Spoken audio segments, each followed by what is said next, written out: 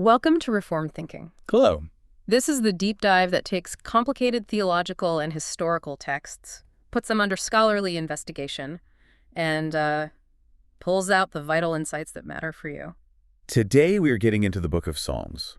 And this isn't just about reading devotional poetry. No. It's really an investigation into the historical and critical questions around how this book, often called the hymn book of Israel, was actually put together.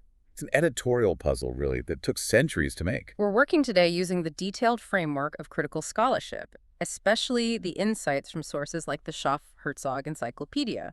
Our mission is very focused.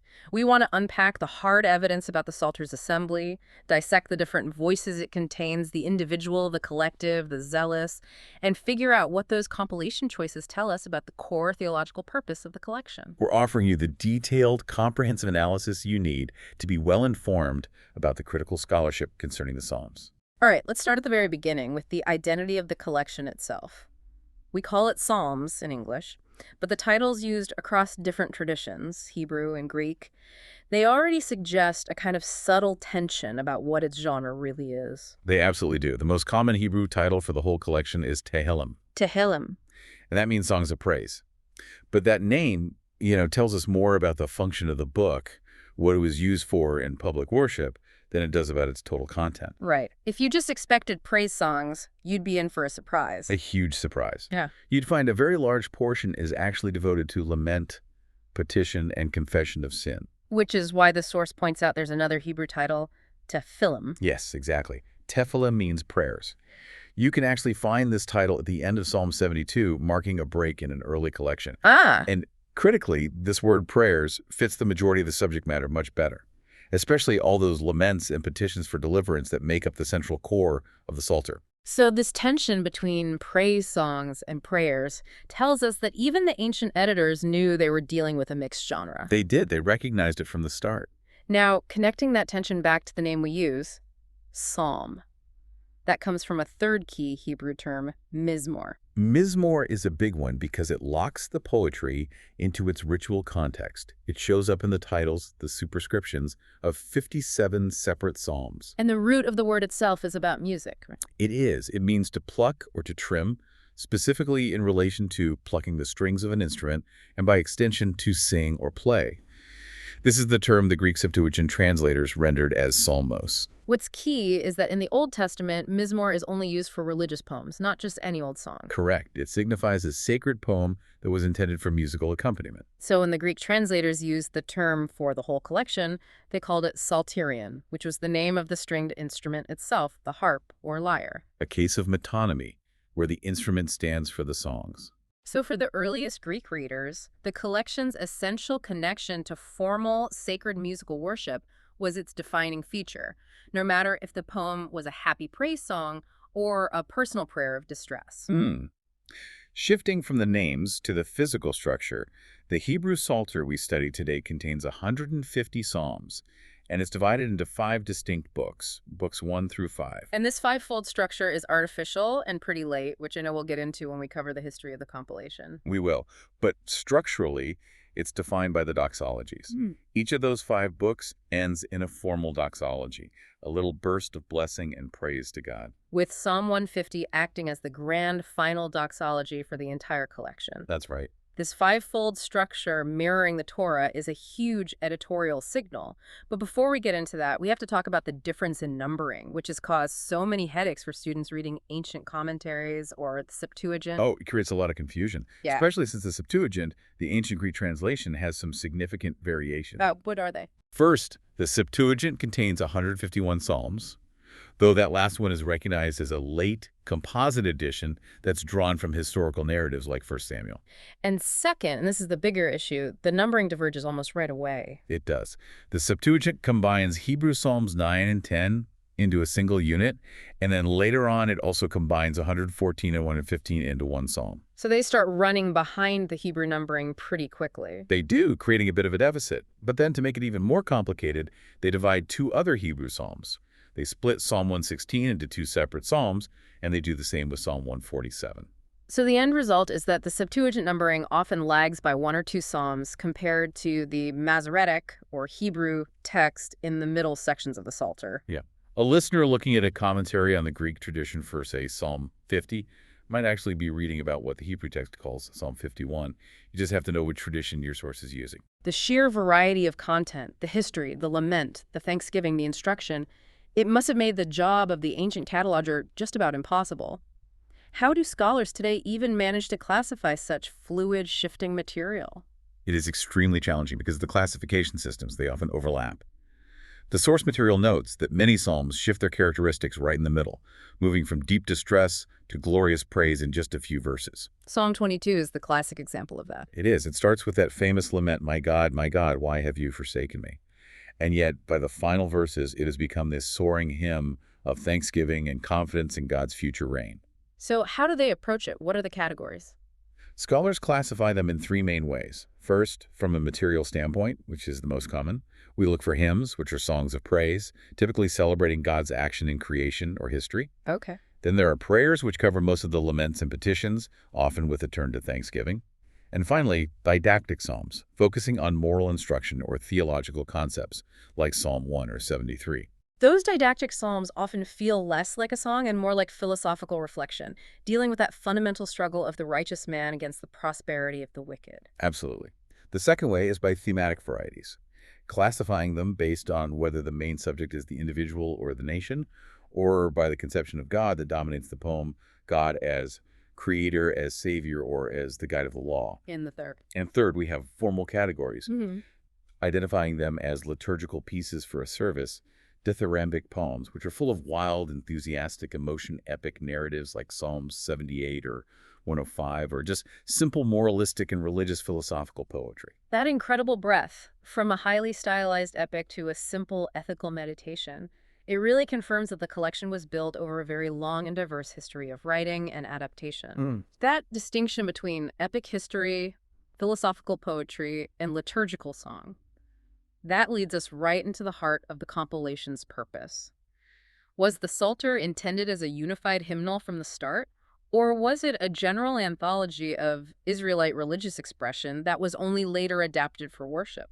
Well, the initial data suggests that its relation to formal worship was established retroactively for a lot of the pieces. Only a small proportion of the songs originally had the specific marks of being written for the public cultus. And by cultus, you mean the system of established religious worship, the rites, the sacrifice, all centered in the temple. That's right. So what specific evidence do we have for designated usage? You say it seems historically sparse. It is sparse, and the evidence comes mostly from the superscriptions, the titles. The Hebrew titles, for instance, assign Psalm 30 specifically for the dedication of the temple and Psalm 92 for the Sabbath day. And that's about it from the earliest layer. Pretty much. Yeah. But when you move into the Greek and later Talmudic traditions, you find a much more systematic effort to assign psalms to the temple schedule. They gave them specific days of the week, if I remember correctly. Yes. The traditions assigned Psalms 24, 48, 82, 94, and 93 to specific days of the week, from Monday through Saturday. Psalm 29 was assigned for the Feast of Tabernacles. But these assignments were often made after the Psalter was compiled. Much after. It shows how the community was trying to organize its existing body of sacred song into a rigid liturgical calendar. So if the original specific assignments were few, what is the internal evidence that makes scholars conclude the collection was ultimately intended for community use? The proof is in the internal liturgical character, which gets more intense as the collection goes on, particularly in books 4 and 5.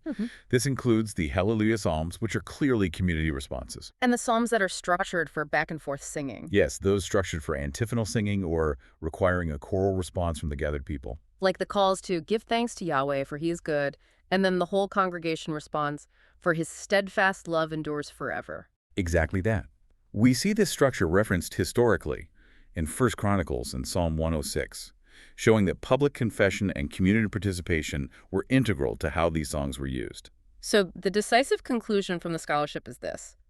Even if individual psalms were written by solitary people as personal poetry, the act of assembling them into this 5-book collection was an editorial decision. A decision intended to make them available for the worship of the whole community. That is a critical distinction. The difference between original intent and adapted use. For something like Psalm 119, that massive acrostic poem focused on the law, the original intent seems entirely literary. Right, for free recitation, maybe by a scholar, rather than being sung during a temple processional. It's hard to imagine that being It's sung. very hard. Yeah. Many didactic or historical psalms were adopted into liturgical service much later. Furthermore, the strong individualizing feature of many compositions, the I of the psalmist confessing deep, private struggles, that argues against the idea they were written for public use from the start. They were adopted and canonized because their intense personal feelings were shared feelings. They were universalized expressions that suited the inner experience of the congregation. Yeah, and the revision process, in fact, sometimes stripped away specific individualized details to make the expressions more general for public reading. Yet, the Psalter also has pieces that were clearly written for the temple. How do we distinguish those that were cultus-driven from the ones that were adapted later? You have to look at the content, specifically the focus on location and presence. Psalms that talk about appearing in God's presence, abiding in his house, or ascending his holy hill like Psalm 15 or 24 or 27, they indicate a direct motivation centered around the temple. The cultus itself. Yes, the cultus domiciled there. The poets understood that the highest spiritual good intimacy with God was achieved through presence and participation in the established services. The scholarship argues strongly that these psalms were written with the cultus as the primary motive. The temple isn't just a casual backdrop, it's central to these poems. It is. Okay, here is where the tension gets really interesting and where the collection seems to challenge itself. The prophetic voice on sacrifice. The Psalter contains psalms that seem to push against the very temple cultus it celebrates. This internal friction is a key feature, and it shows the sophistication of Israelite thought.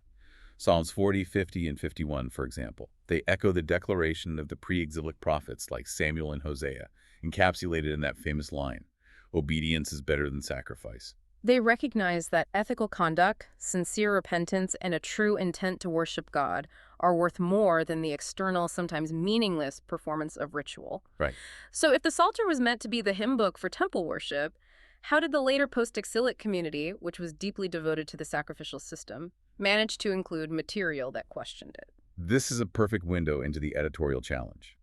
The source notes that this internal protest was so distinct that Jewish exegesis rabbinical scholarship had to systematically twist or reinterpret these passages to make them friendly to the sacrificial system. The fact that they had to reinterpret them proves they were seen as difficult. It proves that these compositions were seen as difficult and potentially contrary to the established ritual system, but they were so valued that they had to be received into the worship book and then accommodated through interpretation.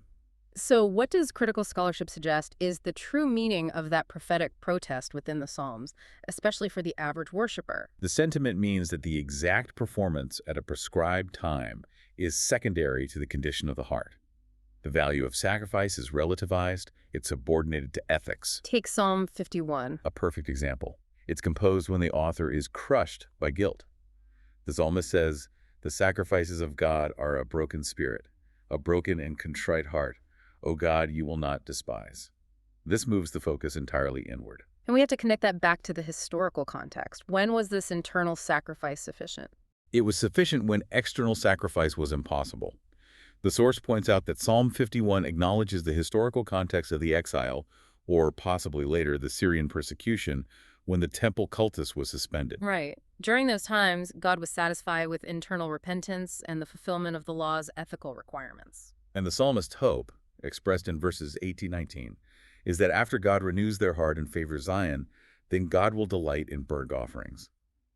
It shows that the prophetic voice wasn't an absolute rejection of the system, but a permanent ethical qualification of it. So the collection holds both the ritual ideal and the ethical critique in this dynamic tension. It does. The synthesis is clear. The Psalter is filled with temple references and was accommodated for liturgical use by later editing. But its true genius lies in maintaining the theological superiority of heart renewal over external ritual. To understand that complex tension and the later adaptation, we have to turn to the compilation history.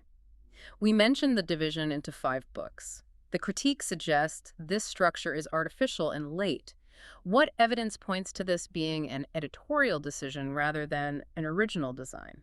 Well, the artificiality is suggested by its very design. The 5-book division appears to be a conscious choice made by the final editors to mirror the 5-fold division of the Torah the Law of Moses. Which reflects the post-exilic era when the law became the absolute central authority for the Jewish community. It frames the whole collection within that legal tradition. That's the idea. But those 5 books weren't created from nothing. They must have been formed by joining smaller independent hymn collections. What physical evidence of those earlier breaks do we find in the text? The most famous evidence is the editorial break at Psalm 72, verse 20. It's inserted right after a doxology, disrupting the flow of the text. It says, "The prayers of David, the son of Jesse, are ended." That clearly marks an early endpoint for a prominent initial Davidic collection. It does. It included Psalms 3 through 41, which is Book 1, and Psalms 51 through 72, the first part of Book 2. It tells us that at one point this collection was considered complete. And another undeniable piece of evidence for merging previously separate works is the presence of doublets, identical psalms appearing twice. The doublets are, as critical scholars call them, the smoking gun of the compilation process. We find Psalm 14 is duplicated as Psalm 53. And part of Psalm 40 is repeated as Psalm 70. Right, the closing section. This shows that 2 collections, let's call them Collection A and Collection B, were largely different but contained some identical pieces. When the final editor united A and B, they retained both duplicates instead of eliminating one. Why would they keep the duplicates? Wouldn't a careful editor remove the redundancy? Their goal wasn't literary efficiency. It was reverence for existing sacred collections. If Collection A was highly valued and had Psalm 14, and Collection B was also highly valued and had Psalm 53, a conscientious editor would keep both versions. Especially if they had already gained devotional authority in different circles. And what's more, the duplication helps prove the next crucial historical step, which is the prominence of the temple singers' guilds in Books 2 and 3, the Korahites and the Asaphites. Exactly. Books 2 and 3 feature numerous psalms attributed to Asaph, 12 of them, and the sons of Korah, which is 11. These superscriptions likely signify possession or adaptation to the music of these specific temple singing guilds, not necessarily that they were the original authors of every piece. They were the ones responsible for the liturgical performance. They were. Okay, this brings us to the most defining feature of the collection history, which gives us a concrete timeline: the shift between Elohistic and Jehovistic redactions. This is essential for understanding the editor's conscious work. Books 2 and 3, the ones dominated by the Asaphite and Korahite material, are prevailingly Elohistic. Meaning they systematically use the generic term Elohim for God. Yes. And conversely, Books 1, 4, and 5 are prevailingly Jehovistic, using the divine personal name Yahweh or Jehovah. And the big deal about the doublets is that they show this preference for the divine name was not original to the poem, but was actively changed by the editors. That's the key. When you compare Psalm 14 and Psalm 53, they are virtually identical poems. But where Psalm 14 in the Jehovistic Book 1 uses Yahweh, Psalm 53, and the Elohistic Book 2 substitutes Elohim. This is a conscious, systematic editorial change. Hold on. If they were willing to change the very name of God in a sacred text, how can we possibly trust the originality of any of the language? That's a fair question. The change wasn't seen as disrespect. It was an act of reverence driven by religious custom. During the post-exilic period, particularly leading up to the chronicler's time, there was a growing tendency driven by piety to avoid pronouncing the tetragrammaton, the sacred name Yahweh, out of fear of misusing it. So the generic term Elohim became the preferred substitute in certain religious circles. It did. And this trend is visible outside the Psalter, too. You see it in the chronicler's retelling of history, where passages from Samuel or Kings that were Jehovistic become Elohistic. So this preference helps us define the stages of compilation. If we trace the final union, we're basically seeing 3 primary collections being brought together. Yes. The 3 main aggregations were, first, the earliest Davidic collection, which was Jehovistic in Book 1. Okay. Second, the later Elohistic collections, Davidic, Korahitic, and Asaphic, which make up Books 2 and 3. And third, the final, mixed, and strongly Jehovistic collection that forms Books 4 and 5, which incorporated things like the Hallelujah and Pilgrim Psalms. And once these massive aggregations were united, the whole compilation was framed by Psalms 1 and 2, setting the programmatic statement for the whole volume. That framing is the final piece of editorial genius. Psalm 1 establishes the ideal life as centered on meditation and obedience to the law. Psalm 2 establishes the messianic ideal, the ultimate triumph of God's appointed king. So these 2 theological pillars, law and Messiah, preface the entire work, instructing the reader how to approach the collection. They do. This structure of 5 books, framed by law and Messiah, gives us a date for the finished product. How close can we get? Well, we know the final Psalter existed before the Septuagint translation and the writing of Ecclesiasticus, or Sirach, so that places the completion before the 2nd century BC. More precise dating relies on tying the Elohistic and Jehovistic cycles to known historical periods. And we link the Elohistic collections to the time of the temple singing guilds and the chronicler. Right. William Robertson Smith's hypothesis, which is supported by the critical analysis, argues that the Elohistic books 2 and 3 originated between the time of Nehemiah and the chronicler, roughly 430 to 300 BC. That period favored the general use of Elohim and aligns with the professionalization of the temple singers. It does. It suggests a specific organized period of editing. And then the strongly Jehovistic character of books 4 and 5 shows a later reversal of that trend. Yes. After the chronicler's time, maybe into the 3rd or 2nd century BC, the earlier reluctance to use the Tetragrammaton submerged, and the editors of the final 2 books reverted to using the divine name Yahweh frequently. So this shift from Jehovistic to Elohistic and back to Jehovistic over 150 to 200 years gives us a detailed snapshot of evolving post-exilic piety and the meticulous, though systematic, editorial hand. It really does. Let's shift our attention to the speaker in the Psalter. When the author cries out, "I, who is truly speaking," the traditional, natural assumption is the author, an individual poet relating a personal experience.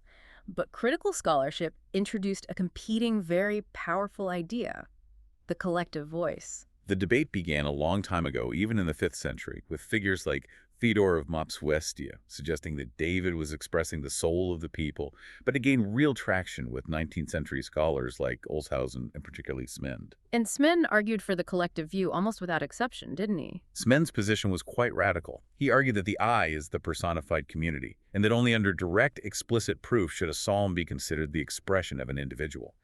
He believed individual experience was only adequate for public use if it reflected the universal situation of the entire people. And this perspective was often wrongly tied to the idea that all the psalms must be late, reflecting the dominant force of the centralized post-exilic community. It was. But the source material is careful to separate those questions. You can have an early collective psalm or a late individual psalm. The solution is finding the specific context for the I. The clarity comes from recognizing that the Psalter is a mosaic of 3 distinct voices, all using the first-person I. You just have to determine which context applies to the specific psalm you're reading. That's the key. So let's start with the first group, the clear community voice. This group includes psalms designed explicitly for temple use, the liturgical pieces. Here, the I functions as a stand-in for we, the whole congregation. It's like how the Pentateuch uses thou to address the individual worshiper, but the precept is always intended for the entire people of Israel. A perfect analogy. The nature of these songs, often involving processions or choral responses, give the collective interpretation a high probability. The second group represents the undeniable individual voice. This is where the sheer emotion and specificity of the experience push back hard against that collective theory. Yes. Critical scholarship insists that a large number of psalms express such deep, unique personal crises, confessions, and theological wrestling that they cannot be anything but the authentic voice of an individual author. Psalms 32, 51, and especially 73 fall into this category. Why is Psalm 73 such a powerful example of the individual experience? Well, it recounts the author's near-total spiritual collapse and crisis of faith. His feet almost slipped when he saw the prosperity of the wicked. This isn't a national crisis. It is an internal, existential breakdown. And it's resolved only when he enters the sanctuary and gains a singular, personal perspective on their destiny. The source notes that this literature gains its spiritual worth because it is the personal expression of the author's intense theological conviction, the feeling that heaven itself would be worthless if God were not present. While we can universalize this experience for the congregation, it arose from a singular private struggle. And what about the third voice, the pious nucleus? This seems to be a specific social group within the community. This voice speaks for a narrow, self-identified group of the righteous, often referred to by specific, almost technical terms, the poor, the wretched, the feeble.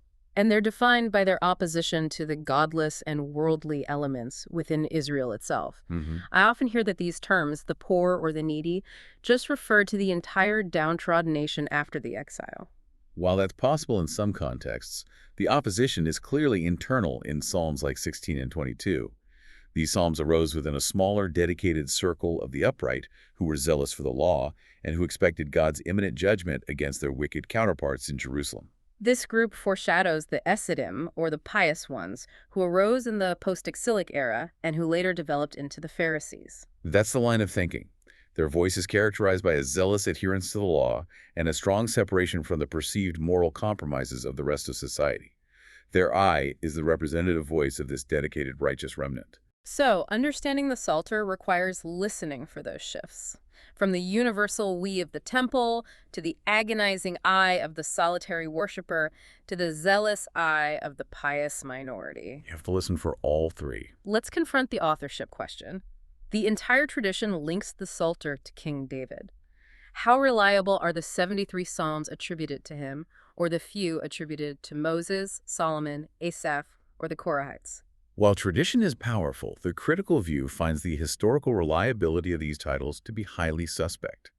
The attributions to David, Solomon, Moses, Asaph, and the Korahites were not original to the text. They are the work of later collectors? Yes, based on late, often fluctuating traditions.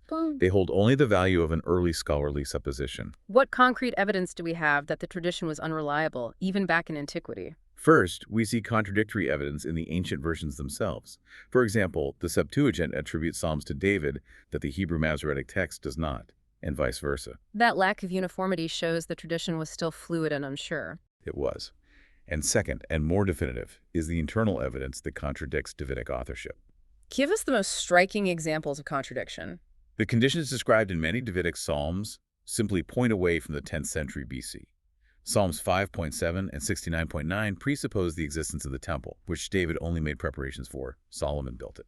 And more forcefully, Psalm 51. Psalm 51, verses 18 and 19, speaks of rebuilding the walls of Jerusalem and taking pleasure in sacrifices after that rebuilding.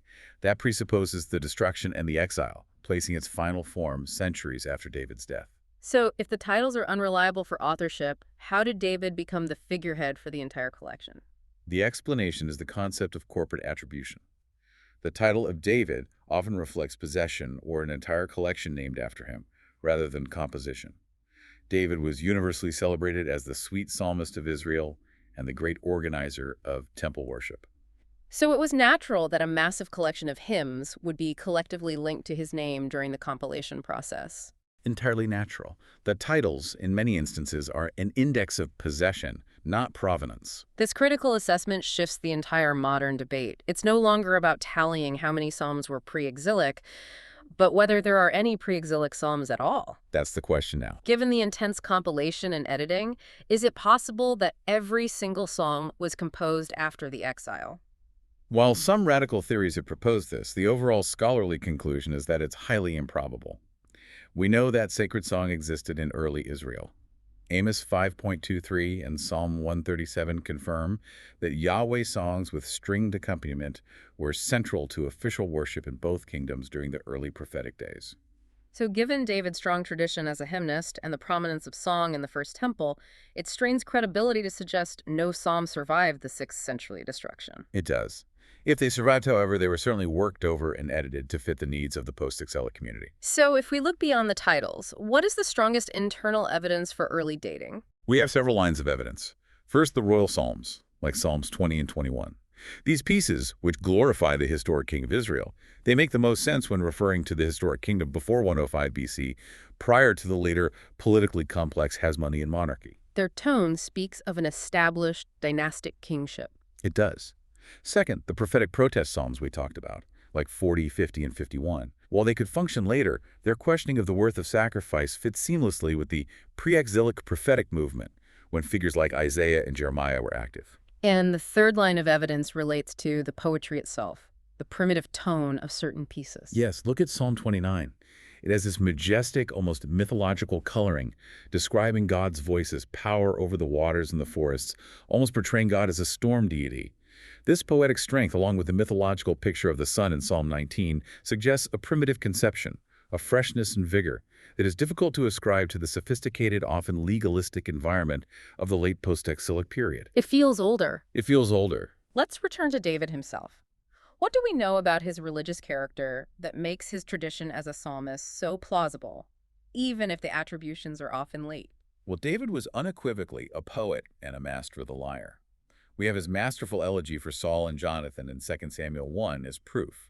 And he was a deeply religious man, but his piety was different from the later types. You mentioned his piety was of a more undeveloped and primitive type externally.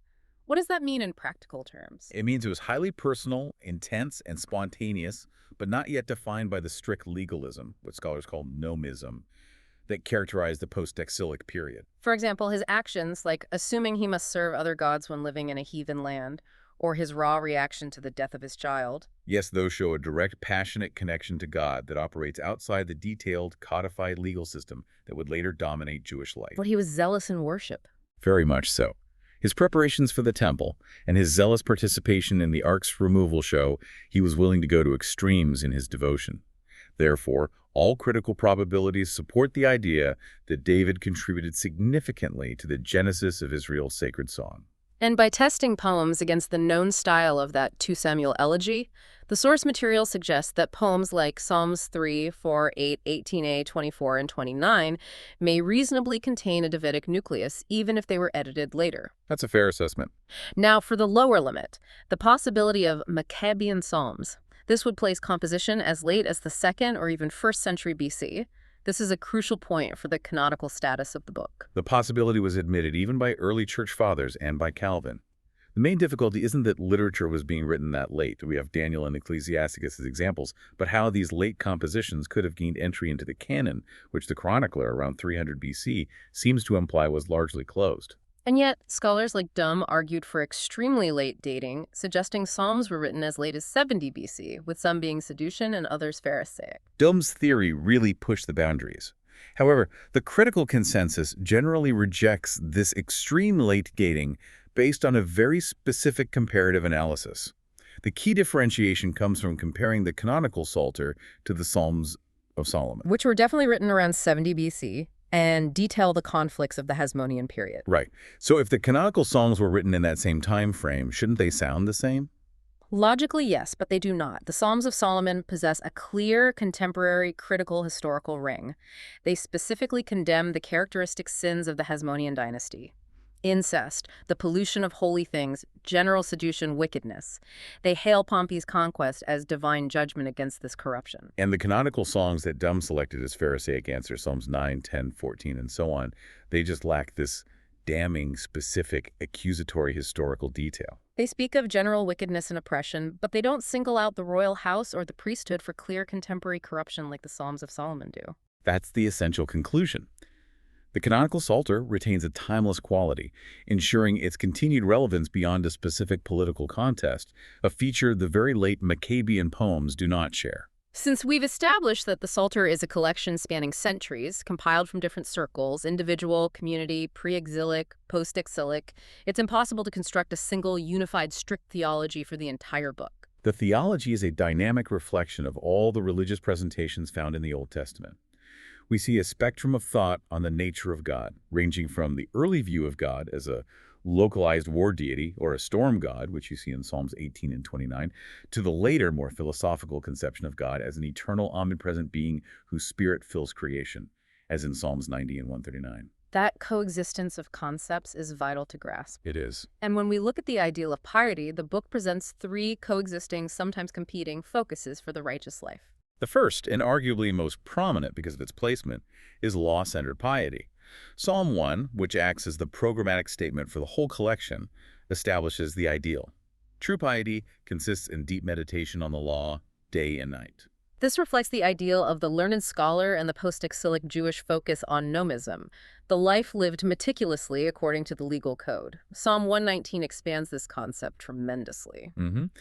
The second focus is cultus-centered piety, which seems to be the older, more emotional ideal tied directly to the temple. This ideal expresses ecstatic joy in the temple presence, exemplified by the sentiment, "A day in your courts is better than 1,000. Right.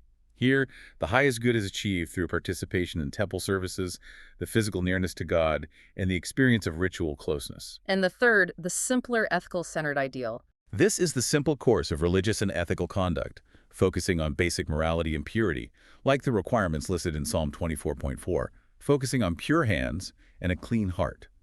The fact that these three ideals, law, ritual, and ethics, are all presented as paths to righteousness shows the compilation's ability to hold diverse theological viewpoints without resolving the tension between them. This tension also permeates the consciousness of sin and forgiveness.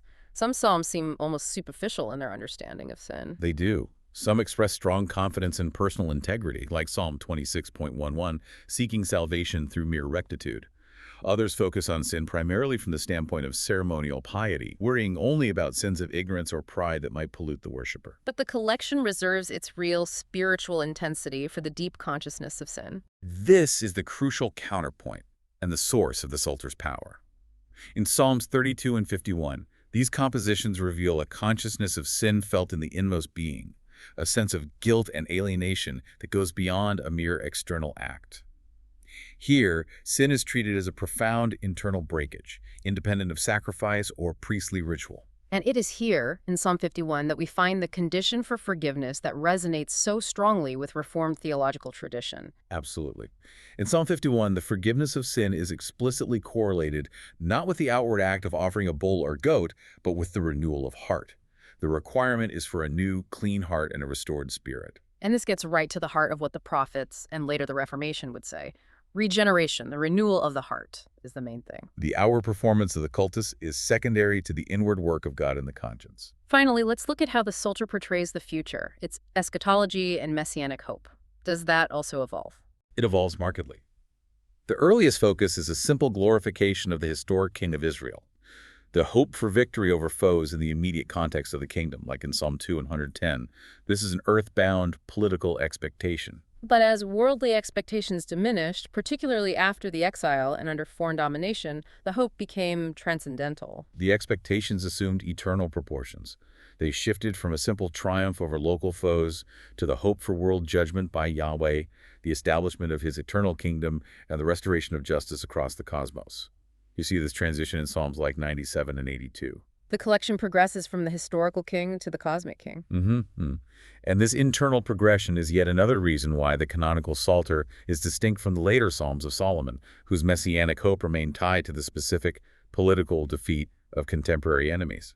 This has been a truly comprehensive look at the editorial and historical life of the Psalter. We've seen that it's not a single book, but a compilation of traditions shaped by editors who made conscious choices, like systematically alternating between Elohistic and Jehovistic divine names, to unite collections that had centuries of separate existence. And we've learned that reading the Psalter requires listening for those different strata of voices. The formal collective voice of the temple, the intimate personal cry of the struggling individual, and the expectant zeal of the pious nucleus, the Ascetim. Understanding these different origins allows us to appreciate the true breadth of Israel's religious life. Even under this historical critical scrutiny, the spiritual value remains fixed. The diverse voices reinforce the central theological focus. The framework of God's law in Psalm 1 combined with the absolute necessity of a renewed heart, independent external performance in Psalms 32 and 51. Indeed. We noted that the final editorial decision was to divide the Psalter into 5 books, consciously mirroring the fivefold structure of the Torah. And we saw that this final collection was prefaced by Psalm 1, which is about the law, and Psalm 2, about the Messiah. So, if the collection was deliberately structured as a library of devotion framed by the ideals of the law and the ultimate reign of the Messiah, what implications does that specific structured ordering have for how we approach and pray through the entire Psalter today, viewing it not as a random collection, but as a deliberate guide to piety that progresses toward Christ? That is certainly something for you to consider as you reflect on this collection.